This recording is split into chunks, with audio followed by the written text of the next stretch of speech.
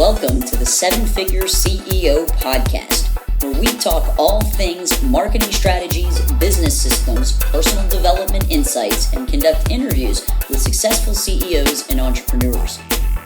Learn the exact strategies on how seven-figure CEOs market and scale their companies with your host, Chris Rodriguez. Welcome, everybody, to the Seven Figure CEO podcast. I have a power couple on today's episode, Deanna and Joseph Vigil, owners of Vortexic Martial Arts that they opened in 2009. Deanna is a 4th degree black belt in Taekwondo. Her husband, Joe, is a 5th degree black belt in Taekwondo and also a black belt in Hapkido.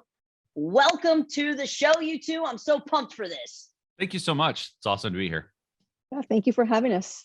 I mean, here in my house, but also, on this call with you guys, yes. Yeah. It's fun. And it's going everywhere. It's going on YouTube. It's going on the website. It's going on the podcast. It's going to be great. So tell a little bit about your school, Vortexic Martial Arts. I know that you guys opened up in 2009. What kind of programs do you offer? How many employees do you have? Just give us a little bit of a history lesson on how you guys got started and where you're at today. Is this where I start? Should I start, babe? I mean, that's always that awkward moment, So Joe and I met back in high school when I was in high school. And when I first met him, he was super into Taekwondo. Like, he lived with his masters. That was his passion. And, I was in high school and I thought he was just like this sport, right? Taking, kind of like an after school activity, but he was super hardcore. And then I went off to college to study entrepreneurship. So I knew I wanted to follow my dad's footsteps to own a business because I wanted to be like him. I still want to be like him. And while I was in college, he was still doing Taekwondo, and he opened a program at the YMCA, and he can tell you a little bit more about that. But we started the company in 2009, mainly because I just wanted to open my own business right after graduation. And I wanted to make some money off of uniforms and t-shirts and maybe tournaments little by little. But I never thought it was going to be this big. So it was more like, okay, you know what? I want to open my own business. I'm 21 years old. Let's just do it. I have the business. He has the talent. And that's kind of how it was started. But maybe you can talk a little bit about what you were doing around that time. Yeah. Awesome.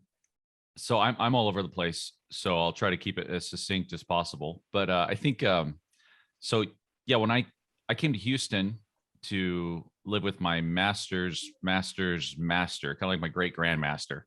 And so I got invited to come from Utah to Houston I was told to teach and train with him. I mean, the conversation literally went something like this. I was sitting in the office after training one day on a Saturday, and my master was on the phone, like, "Yes, sir, Vigil. That's right. Yes, sir. Yes, sir. Yes, sir." Lots of yes, sirs. And so I knew who must have been talking to, right? And then he gets off the phone and he looks at me. He goes, "Vigil." I'm like, "Yes, sir." That was kind of a long conversation. He goes, "It was." And he said, and I was like, "Well, what was it about?" And he goes, "Do you want to go to Houston?" And I looked at him like, "Well, when?" And he goes, "As soon as possible." I said, "Okay, for what reason?" He goes, "To teach and train under a grandmaster." And then I'm like, "Well, for how long?" He goes, "Maybe forever. That's up to you and him, And at this time I was 18. I just barely turned 18. And so I was like, "Well, can I think about it?" I mean, because that's really all, what do you say? Right.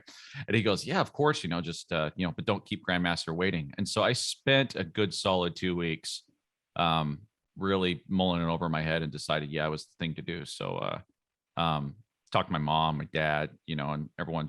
I think we all knew I needed a change of scenery. Let's just put it that way. Because I think if I stayed where I was at, I wouldn't have gone very far. Even though I was dedicated to martial arts and everything, it was kind of, small town, small mind mentality, And so anyway, so I was living with my master, lived with him for about 4.5 years. And in that time I met my wife, and she was the best friend of one of my students. which is the only way that you can meet people when you're in martial arts. For anyone who like, it's really hard to meet people outside of your martial arts environment that isn't a student or a parent or something like that. And so, very true. Yeah. So yeah, I was living with him. He was 52 years old. His brother's 62. They had the sister between them, which was like 58 or something like that. And she spoke no English, but cooked amazing Korean food.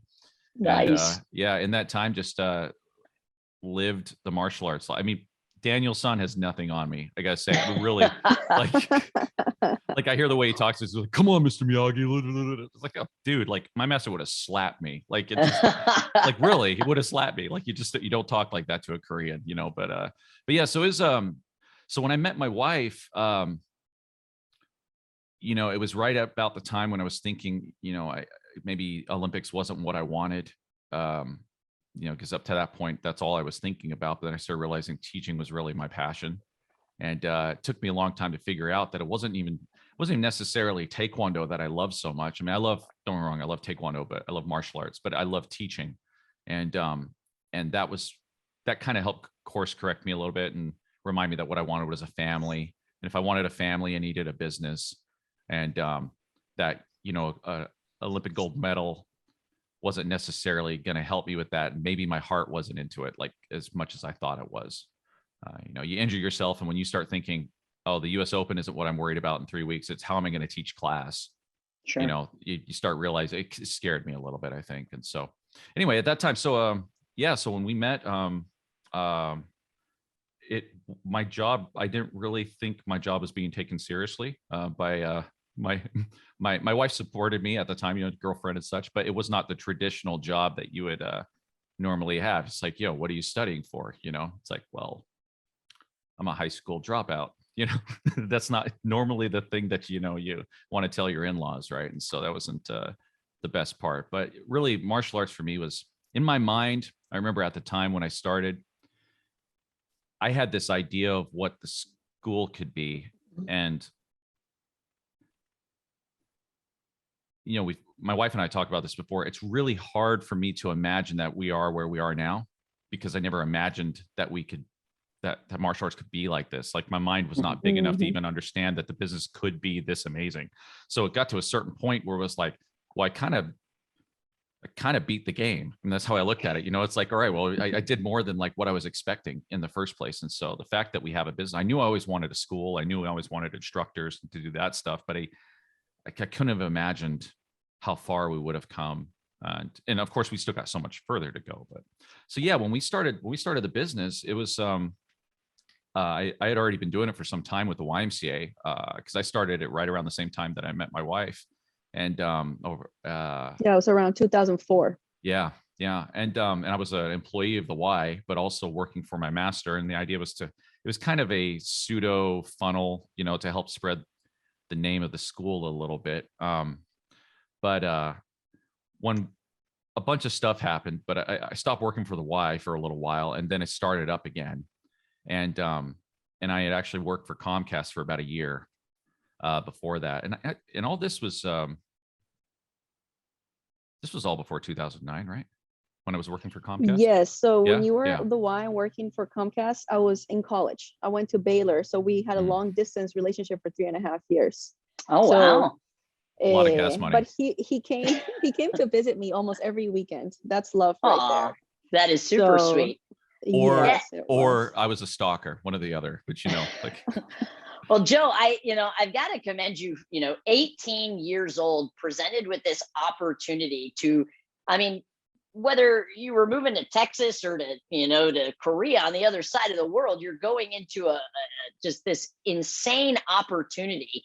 And for you to pull the trigger and take it, I think that is just an amazing story.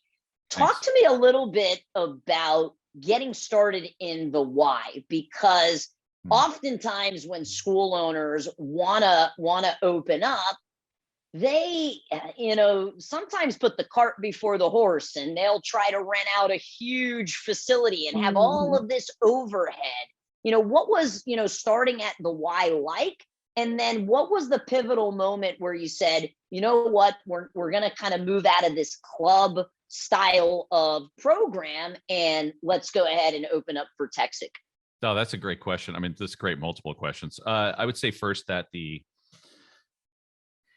so part of getting started, actually this transitions really well into something I hadn't really thought about before.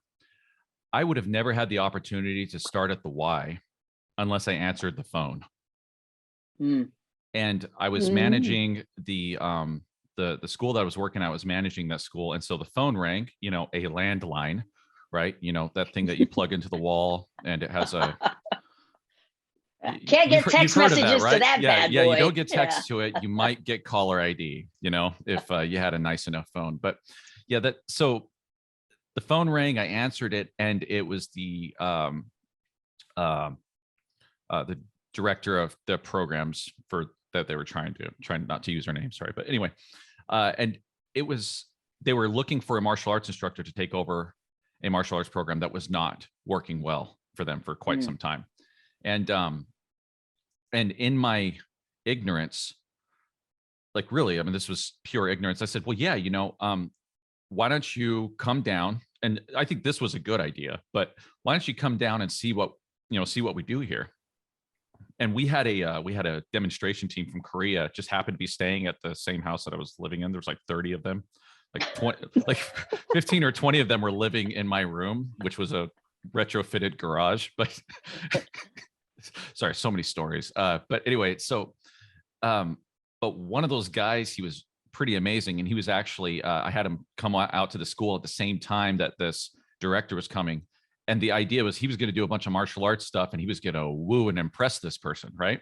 And somehow it worked, but in hindsight, it was the stupidest plan ever. I mean, like bringing someone who's not even the instructor, right? And he's the one who's going to be showing how awesome we are and what we're doing, but I thought it was a great idea at the time. But anyway, but I think ultimately what did it was just personality, right? I mean, when talking to this director, I ended up talking to her and telling her, yeah, no, I mean, this is what we got going on here and this is what we want to do here. And I think passion is key, right? When you're speaking. So passion was key. And so this comes back down to if you're going to get into the YMCA or any kind of program like that, you want to start small or out of some sort of little club or something. It's all about who it's all about making those contacts. It's about not only gaining that trust, but following through on that trust. And I think those things are the most important. And you really have to look at it as like, okay, what can this do for the place that you're trying to do this out of? Because if you're going to do a satellite program or something, it's really about finding out what it is that they need, what it is that they want, and how do you align with that, right? And I think that's probably the most important part. But I in this case, I don't know if it applies anymore so much because I was an employee there, and so at the time it worked out, and we grew the program really fast. I mean, it was a dynamite program, I have to say. But I think what's more pertinent to your question is the second time that I ended up coming back. So I'm gonna share. I guess we'll decide whether or not we want to cut this later. But fair enough. I actually got fired from the YMCA, and it was the reason why I left the Taekwondo program there in the first place. I'd grown the program, and my manager, she came to me. She says, "Joe, we love you. I love you. I think you're amazing. I mean, you're an amazing martial artist. You've grown an amazing program, but we just can't count on you, because I was late. I was scatterbrained, and I just wasn't organized. I was everything that my wife, I was everything that was lacking my wife had, And so, and at the time I was trying to do it all by myself. And frankly, I just wasn't equipped for it, and I wasn't mature enough for it at the time. And so that was a tough piece of medicine to have. And then the people that were working under me that I brought in, they were the ones who ended up taking over the program. And so that was like another slap in the face. And so some years went by, and I was bouncing around. I was working for a hotel as a security guard. I sold cars for Kia because, in that time I'd learned Korean and learned to read and write Korean. I figured, well, why not? I get nab those Korean customers, and car sales wasn't fun. But that, and I ended up going back and working. I ended up getting back in martial arts and working for a competitor wasn't like the lead competitor for my my master's school, because that didn't work out today. Anyway, long story. But point is, when we come back into the YMCA, I actually got a phone call from the same person who fired me to say, hey, how are we gonna we really want you back. It's been some years, so I think maybe you've grown up a little bit. I hope that you're in a better position, and you really want this to work. And I remember at that time, I got this feeling of, oh yeah, like I'm the best.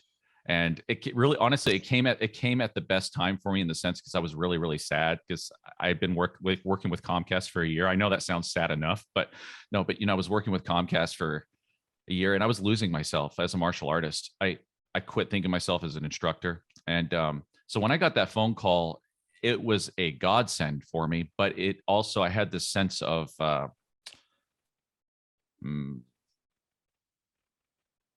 like I said, that arrogance, that, oh yeah, okay, you made a mistake. Now you're calling me, you need my help.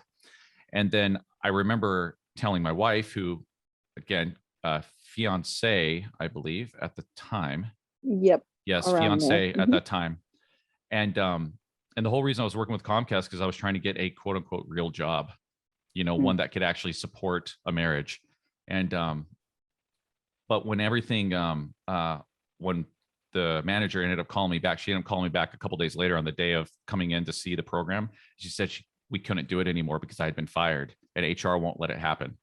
Oh, and wow. I remember getting off the phone, and there was I had a dentist appointment that I just got out of that day. So I don't know, maybe it was the drugs, but I just started bawling, like just, and then, and then I started screaming inside my car at the sky, because that's where God is, right?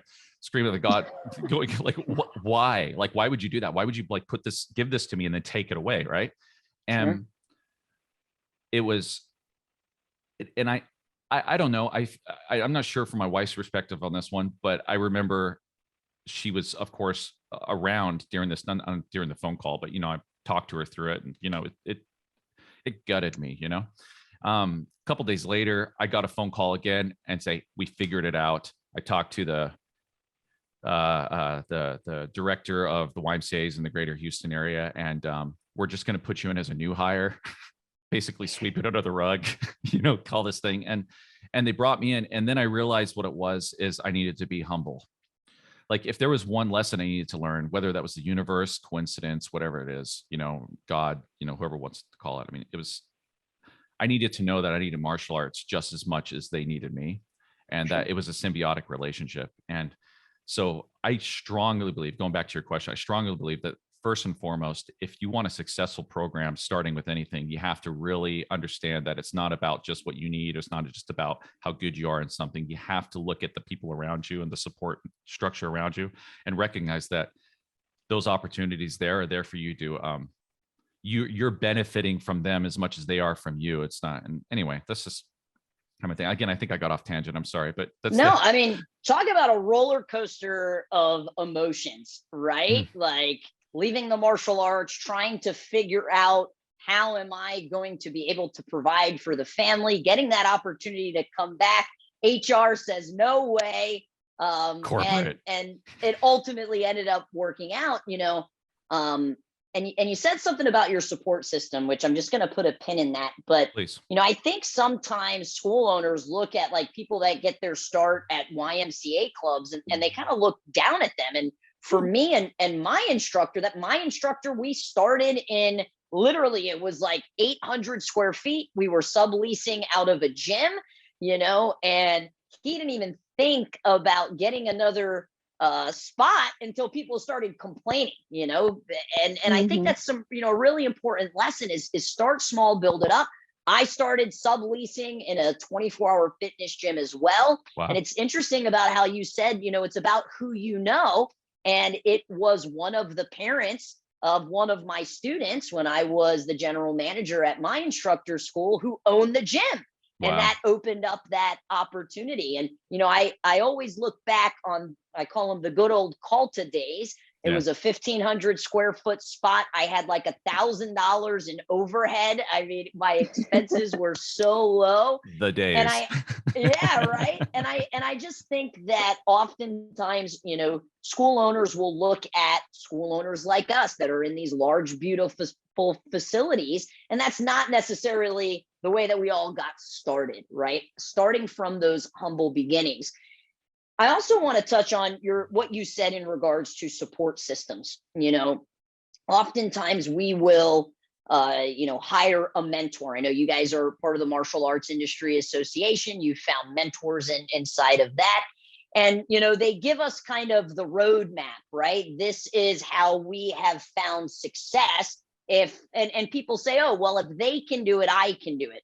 I think that is partially true. But you also have to look at the support system that they had, which allowed them to be able to do that. And I know that Deanna has been a huge aspect of that support system. So let's kind of fast forward to when Vortexic opened. Deanna, what was that like for you guys? Yeah, so we opened in 2009. By then, I had been working for my dad in oil and gas procurement services. And I didn't really take his job very seriously, and I come from like I come from a Latino background, super old school dad, business, saving, investing. So like, that's how I grew up. Rich Dad, Poor Dad. I read the book when I was 14. My mom is very involved into the values.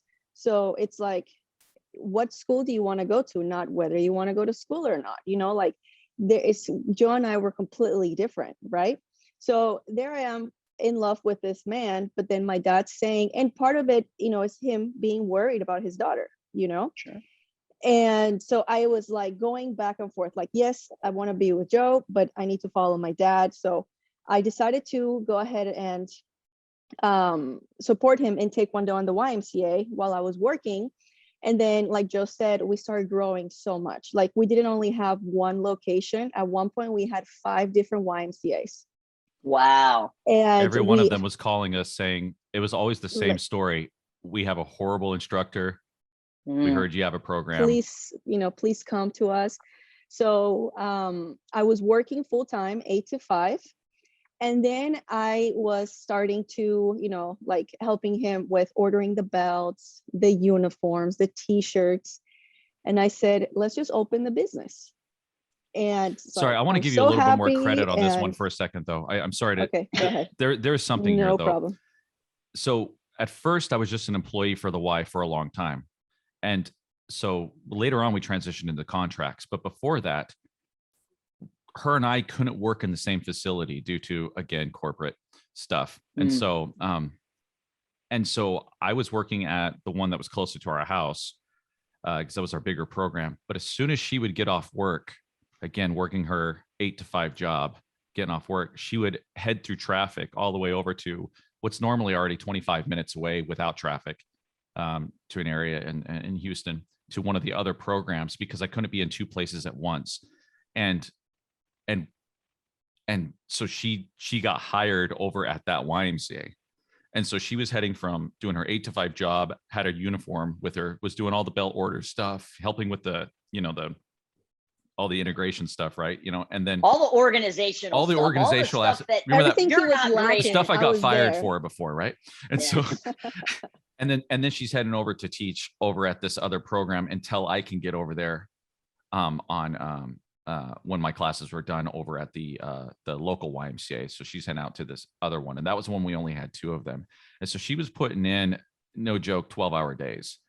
And I didn't even recognize it at that lunchtime. Yeah. Even though like my lunchtime was counting belts or like, talking to the vendor.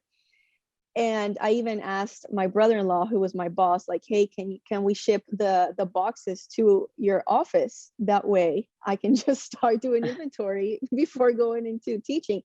And that's the other thing. I never thought I would be an instructor. If you ask me, like, who you want to be? I want to own a business like my dad, oil and gas. So I picture my life traveling, like, pretty much working under him and eventually owning my own business in oil and gas. So, but I started teaching and I fell in love with teaching. Like, I remember I was a green belt. Like, I mean, I wasn't even, a black belt, but I very quickly was seeing what Joe was doing in classes. And I'm like, okay, this is what I need to do. And then I just learned super quick. And it was a great talent of mine because the classes started going really well. And then I started going up the ranks. And I did this probably until, let's see, October 2011, around there. And then I got pregnant with Lucas, my first son. So I asked my dad, I said, hey, Dad, you've owned so many businesses, you worked in corporate. Like, I feel like Vortexic has something. Like, I don't know if I want to work here for the rest of my life. And then he was so supportive, and I was a good employee, right? I was traveling. I had a lot of accounts, but here my dad is so sweet. He's about to lose a great employee, but he also said, you know what? You have the entrepreneurship blood, and if that's something that you want to pursue, you have my full support. It's amazing. And it's so nice. It's super nice because to this day, he supports us so much. I know I'm getting emotional, but I know that had to be a really hard conversation, right? To go super to hard. your dad and ask for his support. She's the third of she's the youngest of three, and so she was the only one. She was the only one. She was supposed to be a boy. Yeah. She had a different name before she was born. I was. But anyway, but she was the one. She was the one who was supposed to take over her father's business. And so he saw her as that. And it shows to his character also, because 100%. instead of saying, well, what about the legacy? What about my business? What about this? He pushed her to follow her heart, to follow her own thing, and I think that's beautiful. Yeah. Yeah. So I quit right then. My brother-in-law was like, why are you quitting? Like, don't do this. You have the safe, like, great job. And I was like, I got to do it. And then I became pregnant with Lucas, and it was great. Like, I was able to spend my pregnancy with Joe and just spending a lot of time in the business. And we have to live off savings for a while, like a long while. Thankfully, we didn't have a lot of expenses. We started doing private lessons out of our garage. So our neighbors still remember when we used to have private lessons all the time. The HOA remembers. And then private lessons all the time. And we just started growing. And then there was a tournament that this master was going to host. And we had told all the students, you need to be at this tournament because, it's master so-and-so, and we got to go support. And everybody was super pumped. And then he calls and says, hey, we're canceling the tournament. Oh, no. And then I told Joe, this is our chance to host our first tournament. There you go. We got this. And we would bring like 60 to 100 students to a tournament. I mean, it was like we had huge turnouts. So we decided to do our tournament, and then we started selling more sparring gear. We brought a little bit of weapons into the program at the YMCA. And then I got pregnant with Elena, my daughter, in 2013. And then in 2014, the YMCA calls and says, we got to cancel all your contracts. Oh, no. So there was a lot of employees. Tiny bit. There was this whole other thing going on like that we were dealing with because of this person complaining because they saw a kid have to be in push-up position, and they were complaining to the Y saying that, you can't do that to kids and stuff like it was, stupid. So anyway, that was being dealt with. And then I got a call that the morning my daughter was born, like within like 2 hours after she was born. Like, I had just given birth. Yeah. And then he basically says, hey, Master Vigil, because his daughter's in my program. This is the same guy who ended up getting me hired, who did the okay to get me hired and such. And he's like, Master Vigil, I'm sorry. That other thing is not even an issue right now, because I just found out, I got off call with corporate and they're canceling all contracts with all vendors. And that's going to fall under you guys. And so at this point we were operating out of, what was it? Five YMCAs. Yeah, 5 YMCAs. And so we had instructors working for us and such, and we were able to manage better. Like you said before, very little overhead, all of those things that you get. But then that just rocked my world. I mean, I told him, I was like, yo, Brian, like, I just had a baby. I told him, I was like, dude, I just had a baby like 2 hours ago. I was like, I'm not threatening, but people blow buildings up over this kind of thing. Like, what are we going to do? Like, what do I do? There's got to be something that we can do, And he's like, I'm trying. I don't know. But, there was something we did. And going back to mentors, I'm sorry, I don't mean to interrupt, babe. Going back to mentors, we had found MAIA. We went to the Super Show. It was 2012. 2012 or 2013, probably. I think 2013, because Lucas was round 1. That's right. And so this was all happening. We've been to the Super Show, and I had met good friend of mine over phone, Roger, and when we were looking to buy some stuff. And anyway, when we were at the Super Show, we went to the MAIA Elite. It was like I forget what they called it at the time, but it was basically the intro. Like, so it was an elite seminar business or something. Forum, sure. Business, something like that. And so we jumped into that, and we came out of it like, wow, this is amazing. Like, we love the culture. We love the fact that there's so much business knowledge here. And it's like getting all the McDojo tactics without the McDojo. Like, that was the thing that I thought was, I thought that was the coolest part, because you could tell that there was some real strong martial art businessmen that believed in the martial arts and that felt they could still teach martial arts, but here's how you also make money. And I think that's the thing that was amazing about it, which it just, to me, that was not possible. That just didn't happen. You couldn't make the kind of money you wanted to make and maintain your values. And, but the biggest problem that we were having was all the conversations that they were talking about had nothing to do with nothing to do with us, because when they're saying, all right, if you want to open up a second location, well, we're like, well, we kind of have like 5. And we had over 300 students over our Katy YMCA, 300 paying students. And then over at A-Leaf, I think we had like 150 or something like that, or 100. I mean, like, and then so it's a different business model, right? Whole different business you model. guys just had a different business model. And it was tough to translate that. And so that was the thing that we're having difficulty pulling the trigger. But they introduced us to Master Parman, and they specifically said for him, because he has experience with satellite programs. That's something that he started the same way, and he had experience with satellite programs. So we sat and talked with him, and he gave us a lot of really good information. But I have to say, like, her and I talked back and forth on it. And at that time, that amount of money per month it was shocking. Like, it just, sure. Oh yeah. Despite the fact that we had almost no overhead, but at the time It's though, you're not used to the idea. Right. And I remember really, really struggling. And if it weren't for Roger, and if it weren't for Master Parman, and if it weren't for the quality of obviously the quality of the product being presented to us, which is, the martial arts education or whatever. I mean, I don't know if we can be here today, because we ended up saying yes to it, and it was still really scary. But when that happened, and Master Parman kept telling us, you really need to consider getting a school though. Oh, and that was the other thing. People kept saying, oh, so have you ever considered opening up a real school? A real school, right? Put that. And I'm not even saying that was like one time. It was like over and over and over. Well, you ever thought about getting a real location? And I kept looking at it. I'm like, how many students do you have? Like, how many tournaments do you run? Like, this is like, of course, being super defensive, but sure. But the idea behind it was, but I understand what they meant. But so we were in that weird spot, and MAIA was still able to help us.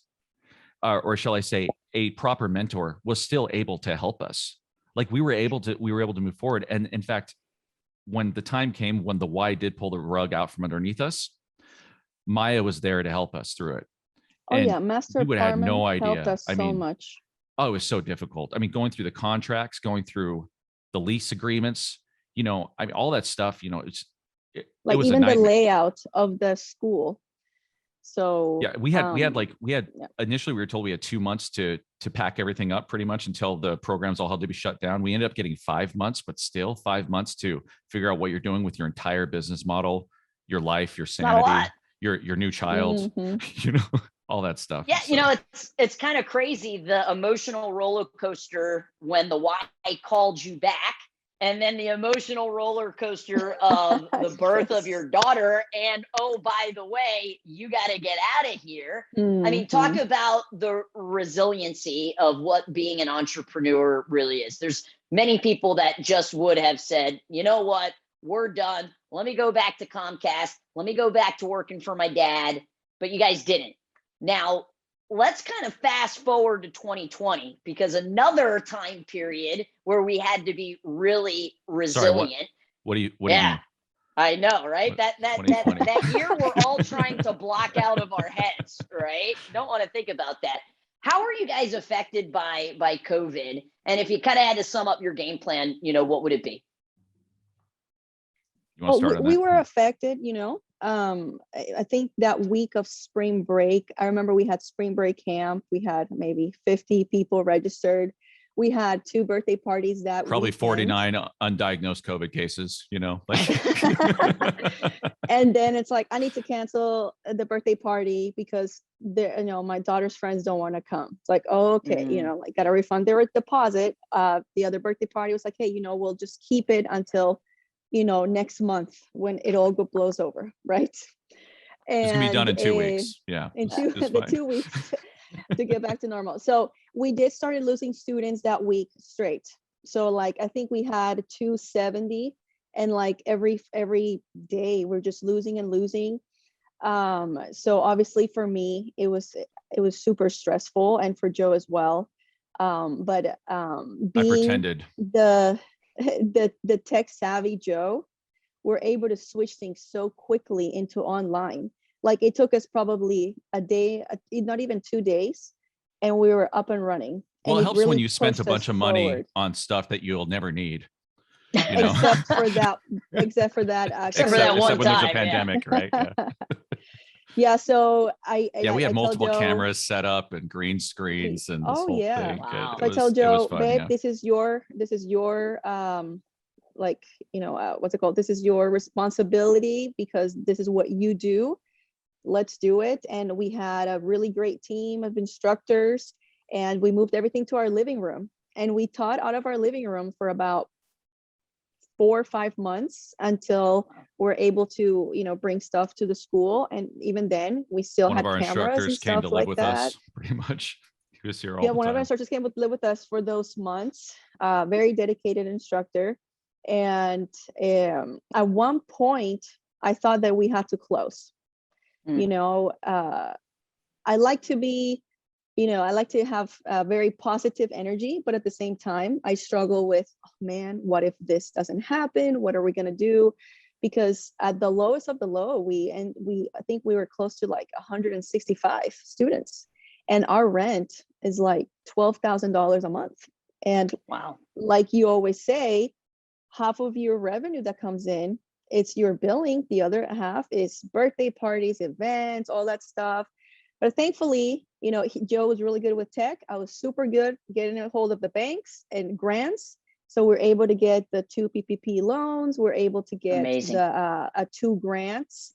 So that worked really well. But the students too. I mean, like, you know, there was stuff that we did above and beyond, and some of it was from our ideas. Some of it we came up with on our own, which, you know, I can say that, like, particularly with the tech side and such, we pivoted on that very quickly. And I think that was the key, was looking at reading the room, right? Which is something all martial art instructors should be good at doing already. And when you're reading the room, you know, if you're reading the room of the country and you're kind of seeing where the wind is blowing, and you don't put your head in the sand on it, and you can say, okay, well, despite my personal feelings on whether or not this is a real thing or not, or despite how I feel about the current situation, what is the general population looking at this like, and am I going to be ready for it?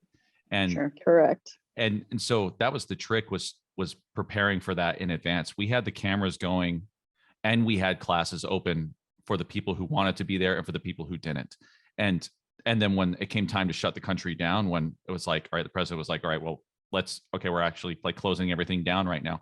We were already ready for it. It was just a matter of, okay, we taught at the school for a little bit, and then until we can get the equipment all moved over. And I think that ability to adapt was super, super important.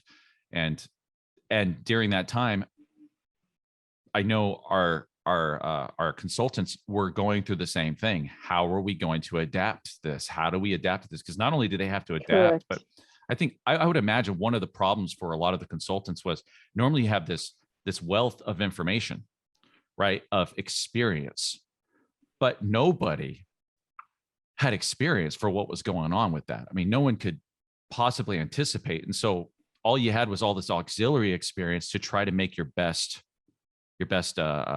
game plan, right? Going forward on the unknown.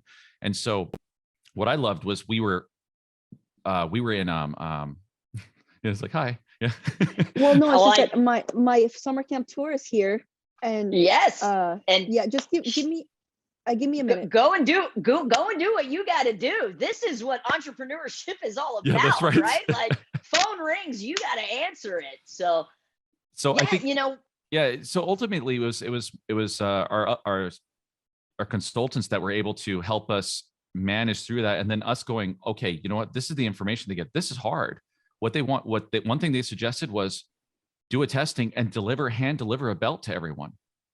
And it sounded crazy because when you put it on the hours of how much time it was like something like 15 man hours for what we needed to do. But we still have people talking about that this day, about the fact that we did that because we took that opportunity to gain their trust, to gain their thing. And I think that was one huge. thing that I'll say is that the amount, like a lot of, obviously when a pandemic happens, you want to stop your monthly payments because, it's like my job's on the line, I'm going to get fired. So I can't blame the parents for wanting to quit their child's after school activities. But those that stayed, I mean, like I have them right here in my heart always. And it's seeing them practicing online. I mean, practicing online, who would have thought? Right. And then there's so much supports, like the parents are also, they're the decision makers and they supported us. So we still have students that went through the whole COVID experience, even brand new white belts, right? Or that signed up during an online mass intro. They're still with us. And it's just so beautiful. And like you said, it's like a roller coaster. Owning a business is a roller coaster. It's exciting. Absolutely. There's going to be some hard times and that they're going to pass. And the same thing when they cancel our contracts with the YMCA, I never was like 100% worried because I've seen my dad and his businesses close down and like bigger ones open. And you need to have those experiences. And Joe at that point, he was the one that was more down, but I told him, no, we got this. And even if we go back to work for a little, like we got this, we're meant to be entrepreneurs. And thankfully, he was able to loan us money to start our school. And we happily paid all of it back. That's awesome. He supported us. We told him, it's like, okay, you want to open a school? Let me see he's a numbers guy. Like if you think Shane Tossell is a numbers guy, he has not met my dad. That's funny. He's all about the numbers. So thanks to him. And again, thanks to the MAIA lead, like we're able to little by little get into that business. And when the Hurricane Harvey hit us, it was super flooded everywhere in Katy. You got, Century helped, Master Parman helped. And that's, like you said, support system. And also within the family, we have very supportive family. So that really helped. But little by little during COVID, we started getting more and more numbers. And we never had to let any staff member go at all. It's amazing. Which is nice. And then some staff members did leave, but we have a great team. Like we're so blessed to have such an amazing team. Look at that. Coming off of a pandemic, last year is a record year. One of the things that I think is so beautiful about your relationship is the strength of one and the strength of the other. And you guys, like you said, Joe was down. Well, it's my turn then to pick him back up. And I know that goes, both ways. As we wrap up here, And let's just kind of do like a quick fire, and I'll ask each of you if there was this ability to start all over again, what's the one thing you would have done differently? And I'll have Joe go, and then Deanna, you'll wrap us up. I thought this was gonna be hard for me to answer this kind of question, but I've spent a lot of times on it. I'm going to start with a joke. Listen to your wife. But that's not a joke. That's legit advice. It's a joke, and it isn't. But the thing that I ignored for the longest time was, and a lot of this is because I didn't know myself and she didn't know herself, and we didn't know our roles in the company. I think we know a lot better that thanks to you. Honestly, you inspired us to 7-figure CEO. To like look into the class. stuff, and then now we know who we are. Like I'm a visionary. She's an integrator. That's our position in this company. Yep. But at the time, it was difficult, and I was so resistant towards training. I was so resistant towards systems and having a plan.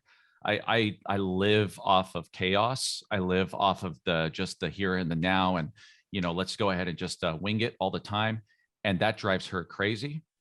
And while my method works, it's not a way to run a business. And you just can't have a successful business that way. Now, if you have someone who can do that in a good system, then it works really well, but you need to have that system. And I pushed hard in so many different ways on stopping that system from happening. And I really wish from the beginning that I just listened to her and leaned into that, and saw, okay, you know what? She's not just trying to make a plan to bother me. She's trying to make a plan because it makes sense. She's trying to make a plan. When she said we need to train the employees, I need to quit thinking, but it's so hard. And I need to just go, okay, yeah, that's the way to go. And I think if we did that, the business would be much further than it were than it is today. So listen to your wife. Deanna, what is that one thing that if you could start all over again, this is what you would have done differently? Well, there's so many things, but one of the things is going back to the training. As owners, it's just, you see it as like, oh, I have to train my employees, but we got to treat our employees like family. We want to make sure that they're comfortable, because if we plan on being offsite CEOs, then our employees need to be taken care of.